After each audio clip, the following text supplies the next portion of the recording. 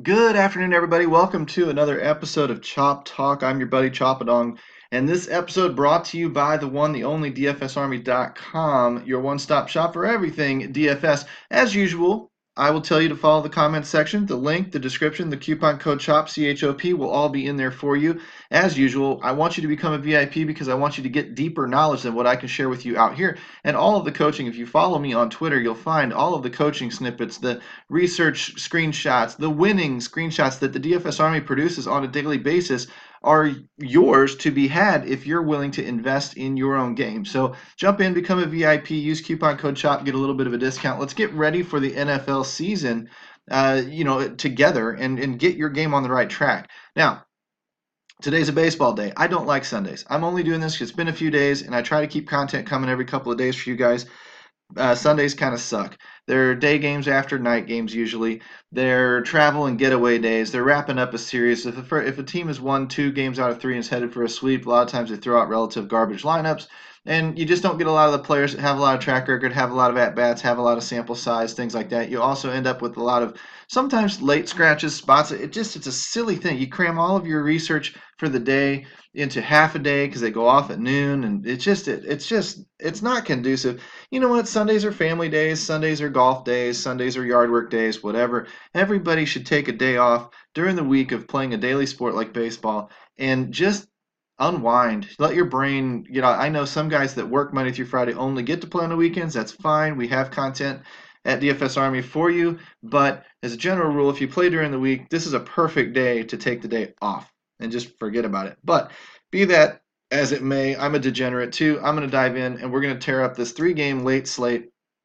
I tend to like those late slates. They give you a little bit more room to cover bases with 3, 4, 5 lineups and really get something going in tournaments that are multi-entry and things like that. Whereas on the 15-game slates, you've got to really nail it right, and that's fine.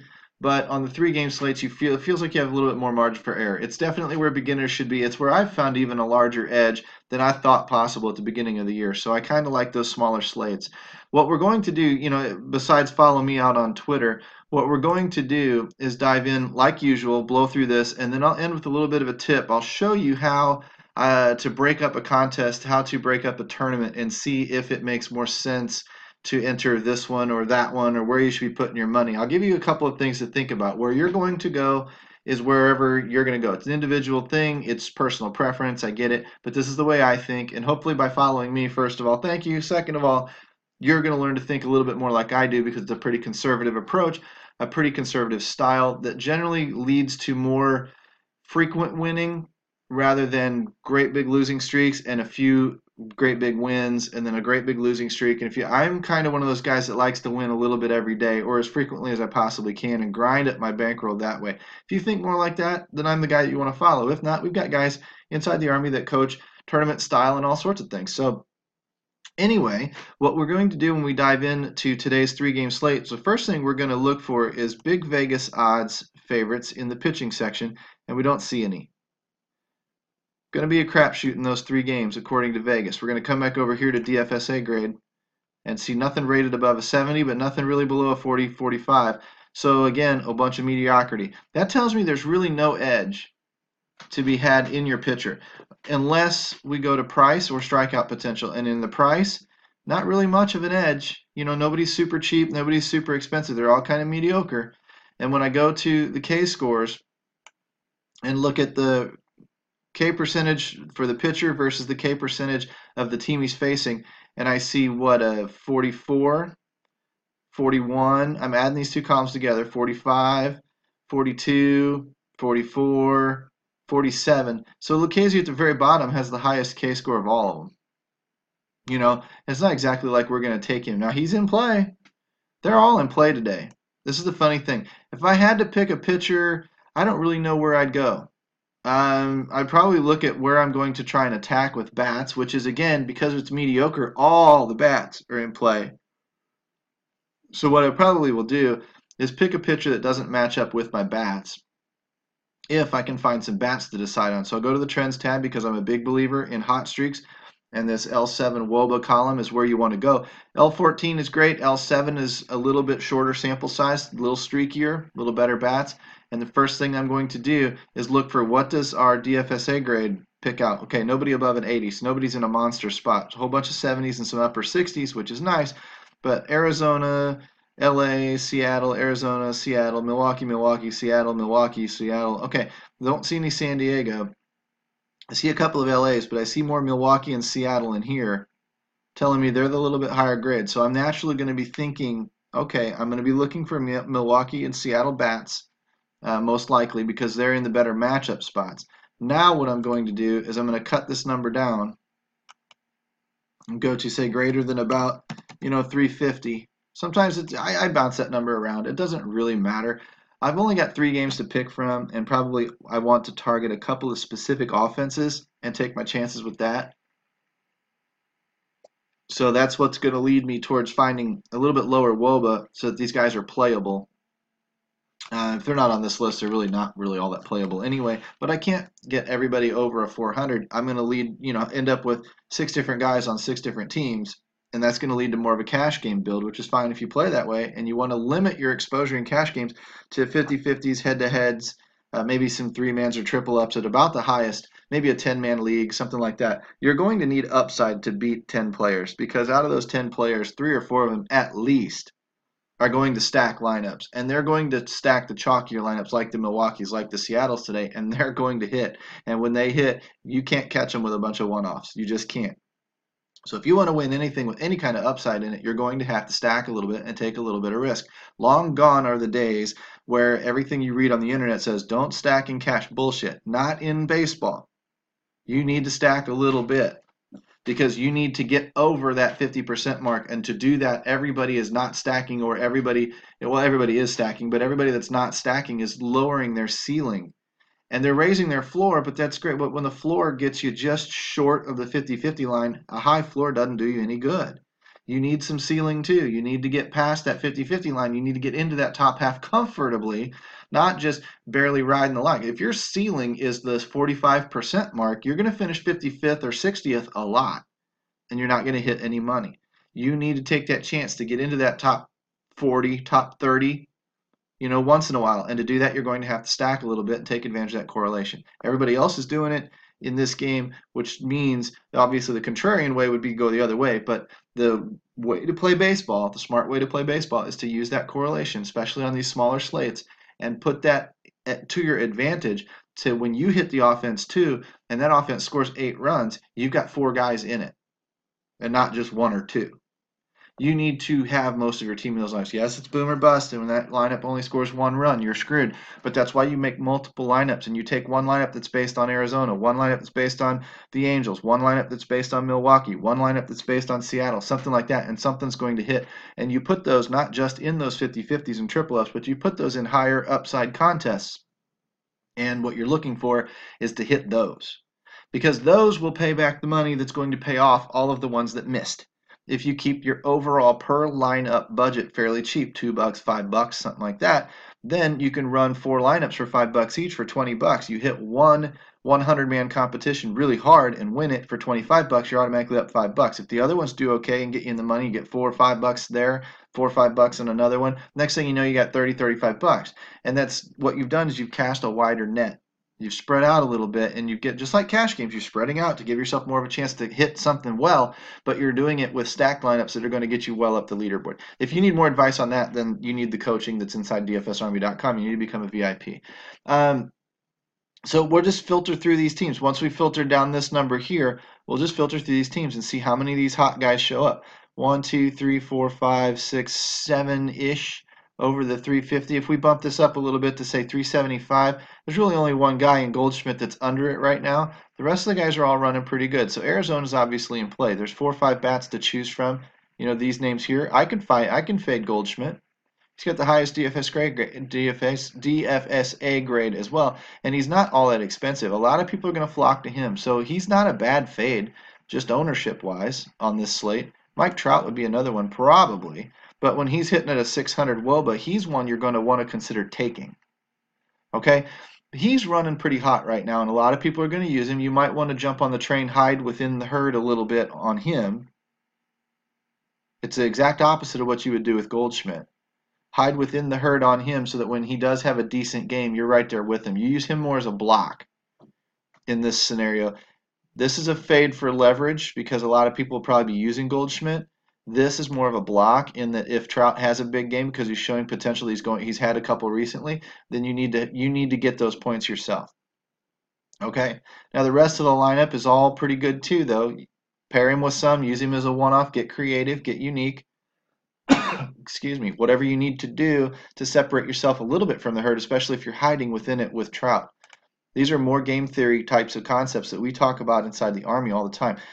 Kane, Moustakas, Yelich, Shaw, not really running all that hot, only Yelich, so maybe he's your one-off. If you want to be a little bit crazy, I mean, it's not like they can't have good days. You could focus on Milwaukee. We saw they were in the better matchup spots. These would be the bats I would largely be using. I wouldn't be grabbing, somebody that's not on this list. San Diego, probably not. Look at that, nothing. That's good. Nobody's hitting over 350. So there might be, okay, I'm going to remember that. Whoever's throwing up against San Diego might be the pitcher that I take. Seattle as well. That's very interesting. There's only 2 guys. Well, maybe I was scrolled down on the other. Okay, we got 4 guys from San Diego. Never mind. But they're not hitting all that well either. These are the guys that I would be focused on if I wanted to run some San Diego. And I said Milwaukee and Seattle. So let's see. Buckholes. That's why Buckholes might be chalky tonight going up against San Diego. Or today. I wouldn't mind. It's going to be hard to find Seattle bats that are doing a lot of damage because a lot of them are just not hitting on this list. And then San Francisco. So Junior Guerra isn't a terrible option. Felix Pena, actually not a terrible option. Maybe not Buckholes, whatever. I might focus on these 3 offenses here. Especially these 2. They're running hotter. That's just what I would do. If I go to the starting lineups page and scroll down towards those games, it's just another way of looking at the same thing. Texas, Houston, Oakland, Colorado, Milwaukee, San Francisco, looking for big ex-Wobas. Don't really see much. Could run some Gorkies, but he's not getting results. 389's okay in McCutcheon. There's your number for Milwaukee. So Moustakas, Braun, Yelich, those guys are in play if you use these numbers. You might want to write those down. Seattle, not really anybody. So again, that puts Felix Pena in a decent spot. There's LA, which is interesting because these guys were on the L7 Wobas. They had decent Wobas, but versus handedness, versus left-handed pitching, they're not doing so great. So you could maybe find a fade there if you wanted to. And focus more on Milwaukee, the core of Milwaukee, maybe some Arizona. Bottom of the order of Arizona, that's a good attack plan right there. Bottom of order Arizona, and then the core of Milwaukee. Might be where you end up today. Down here, this isn't very intimidating. So Clay Buckholes is in a decent spot. All right, well, that's what I would be looking at. And that's kind of what I go through and use these pages for, is to get bigger ideas, kind of solidified. So that probably would be where I end up going. Arizona, Milwaukee, maybe a little mix of LA in there, but probably some Buckholes at pitcher, and maybe some, what did we say, Guerra or Pena? Not terrible options. So there's your game plan. You can make 3 or 4 good lineups like that, maybe 5, and you can enter into these tournaments, especially these 100-man leagues. And this is what I'll show you at first. When you call up the slate, you go to these 100-man leagues, and this is why I like them so much. It's kind of the tip portion of the video here. First, second, third, it only pays top 12, and a lot of people don't like that. But it pays first fairly well. 25x for, you beat 100 people, you've got a 1% lineup. Technically, top 1% of the industry for that slate. You built a lineup in the top 1%. That should be okay. All right? At 25x, it's great. You get back, put in a $2 tournament, you get back 50 bucks. $5 tournament, you get back, 100, 125 bucks. Okay, that's the idea behind this, and this is the benchmark. Don't worry so much about the min caching type stuff, because if you take 3, 4, 5 shots at it, you're okay. Granted, when you're in tournaments, you get a larger payout at the bottom than these 100-man leagues.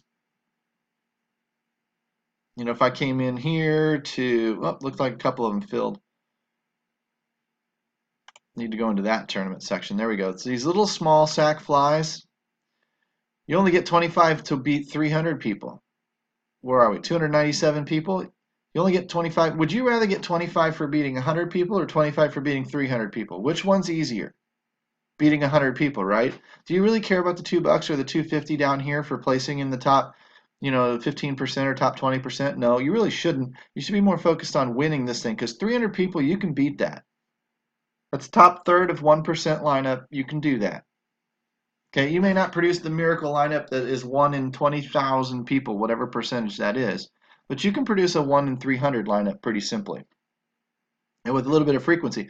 But I'd rather get paid $25. If I win this 300 man, I probably won the 100 man going away. And I'd rather do that. This top 3 payout, 25, 15, and 10, is the exact damn same thing as the 100 man league. So this is the same contest as the 100 man league, except it pays out a little bit more on the bottom end rather than the top end. Well, if I'm going to play something, I'm going to want to win. And I'm going to want to get paid on the win. So that's why I don't like these little mini sack flies and whatever else. They're not great tournament structures compared to the 100-man leagues. Now, when I scroll down here and get in the squeeze, we're going to see about the same thing. 110 people, $30. Okay, so I get a little bit more, same 25x, and it pays top 30% almost. This is a pretty good tournament. Yeah, looking at it, it's a pretty decent tournament. Pays, about the top 20 to 25%. And it pays first place, $30, which is the same as a 100-man league. 25 and 20, those are pretty good payouts for first, second, and third. This is not a bad tournament at all. When I scroll down a little bit more to this one here, got 10,000 people to beat. Let's do this, the single entry. $5, 1,900 people. So 382. 382 divided by 1904. This is how you break these tournaments down. 20%. Okay, now where's the 1%? What's 1% of 1904? 19th? So where's 19th position? $50. On a $4 bet, $50 divided by $4 is not 25x, it's 12.5x. So it's half of what you would. So if you placed 19th here, you could have theoretically won a 100-man league. Would you rather make $25 or would you rather make $12? Which one's better for your bankroll? Oh, but chop it on. Wait a second. This one has room to grow. You're right, it does. And so if you want to take that risk, that's fine. But how often are you getting inside the top 1% anyway? How often do you win 100-man leagues anyway? This number here is a little bit of a lottery ticket. These numbers here are reachable. Okay? You can reach these a dozen, 2 dozen times a year pretty easily. And those will build your bankroll. But not like the 100-man leagues, as I just showed you, because winning these, getting to here wins the 100-man league. And you're going to get less payout here than in a 100-man league. So what you could do is play a $1 100-man league and then a $5 tournament or a $4 type tournament that pays about like this and hope to build for the big side. But to build for this, to get way past this, you can get into the top 1% fairly simply with fairly chalky lineups, fairly stacking the favorites, taking the best pitcher, that type of thing, without using too much of the leverage that comes with low ownership. But you get too much bigger than this, and you're going to start needing to get a top 1/1000th, lineup. So if I wanted to win this lineup, I would have to be 1 in 1904. That's what, 4 decimal places. That's a 5/500th or 5,000th of a percent type chance. So not only do I got to get into the top 1%, but I got to go a lot further than that to make this lineup a winner. Somebody's going to win it, but I would suggest you maybe play a 100-man league with it. Maybe a $5 double up with it, and then go ahead and take your chance at this. I mean, the double up is a cash game, which I get it. You want to play safe in those, but not really. If you're using it to back this and you're going for the win here, and you don't really care that much about finishing out of the money because you're trying to win the thing, then guess what you're going to do a lot. You'll get close. You might not get in the top 300 people or 400 people, but you might get into the top, say, 600 or 700 people, and guess what? You've still crossed the 50-50 line in the double ups, so put that sucker in a double up. You're in the double ups, the traditional cash method is playing so safe that you hit that money line because there's no incentive to go past that. But if you're layering that lineup with another contest that is going for some upside, then put it in the double up as well. Because what you're doing is you're backing your tournament play with cash. If I put $5 in a double up and $5 in this single entry tournament for $10, well, if I fall short with this, but I'm down in here in the top, say 600, and I still hit the top half of the $1,900 G or 1,900 player GPP, well, I've just got $9 back on my $10 between the two the two contests, and now I've only lost $1 on the day, and that's going to preserve my bankroll a whole lot better than strictly chasing the tournaments. Or it's going to, because I'll still hit this sum, and that will build my bankroll as opposed to strictly playing the 50-50s. 50-50s, you got to cash 60% of the time. In baseball, I don't believe that's possible for really anybody. I don't care what anybody tells you. But you're going to need some of this because you're going to have good nights because baseball's a volatile sport. You're going to have a night where 3 guys in your lineup hit a home run and you get quite a ways up the leaderboards in those 50-50s. You need it to pay more than just the 50-50 because you're not going to hit it 60% of the time, if that makes sense. Again, details on this type of stuff is what you would ask a coach, what you would ask somebody who's been there that has the experience to help guide you through setting up your contest outlay, your contest selection and things for the betterment of your own bankroll.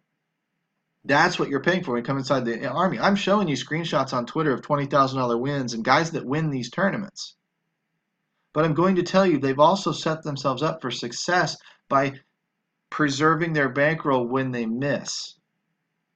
Sometimes the best offense is a good defense when it comes to your bankroll. Hopefully this is resonating with you. Hopefully you're realizing that you might need a little bit of help to kind of tweak your brain a little bit or tweak your contest selection a little bit, and that's what you might need the coaching for. In that case, you come search me out, you come look me up, you use the coupon code CHOP, you become a VIP inside DFSArmy.com, and that's where we dig in and we help you.